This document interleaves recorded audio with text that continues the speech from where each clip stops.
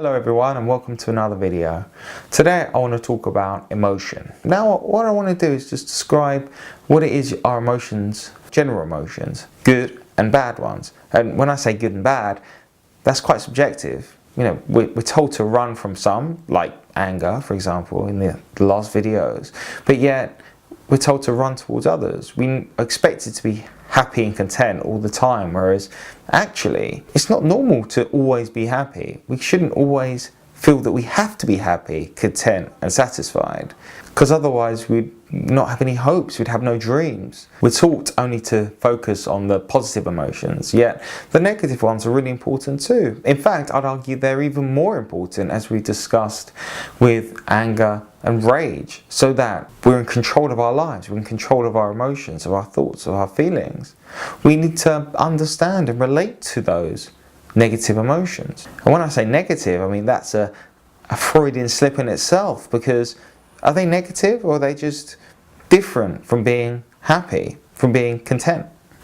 The whole notion of positive and negative emotions are indeed another slip of the tongue, because really they're just emotions in themselves. They're all trying to tell us something, whether we're being happy or sad. What we're sad about. Without identifying and understanding and really connecting with that emotion, we can't help but actually be happy. We're forcing happiness when really we can't do that. We shouldn't do that. Because in order to feel happy, we need to know what sadness is. So if we don't connect to those negative feelings, what happens? Well, in effect, we feel out of control. We feel unauthentic. We're unable to connect with ourselves. It's almost, why am I so sad? But all of a sudden it's, oh, I can't feel sad, so I've got to distance myself from it. I've got to run.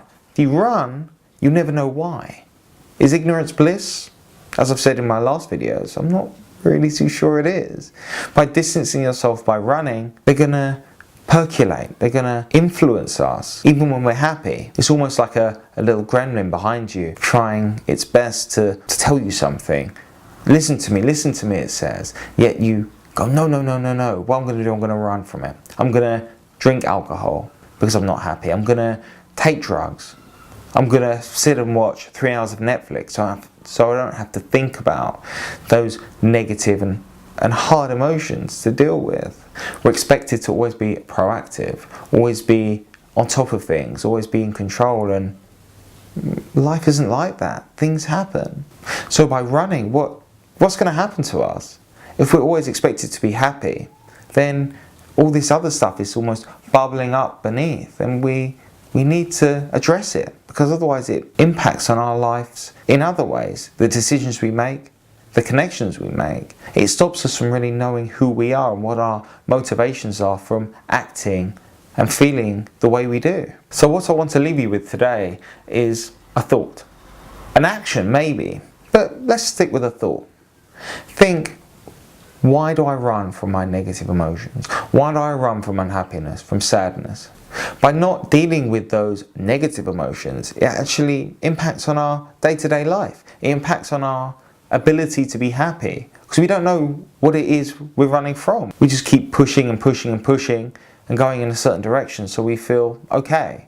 Is okay enough? I'm not too sure. I want to feel happy all the time.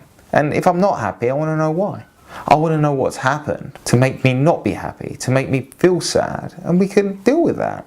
It's okay. Let's understand what's happened so that we can deal with it, and so it doesn't impact on us every day, all the time, and in fact impact on our relationships with others, and indeed on our own happiness. Because if we don't deal with it, then all of a sudden, as I've discussed prior, we get these uncontrolled bursts of emotion, whether it's rage or something else, which in fact impacts on what we do and how we live in the world. So if we can understand that emotional negativity, I'll call it, then at least we are in a better position to know ourselves and know why we're acting in the way we do. So maybe in the coming week, have a think about emotions that you're running from. Maybe think, what impact are they having on my life and what it is they're trying to tell me.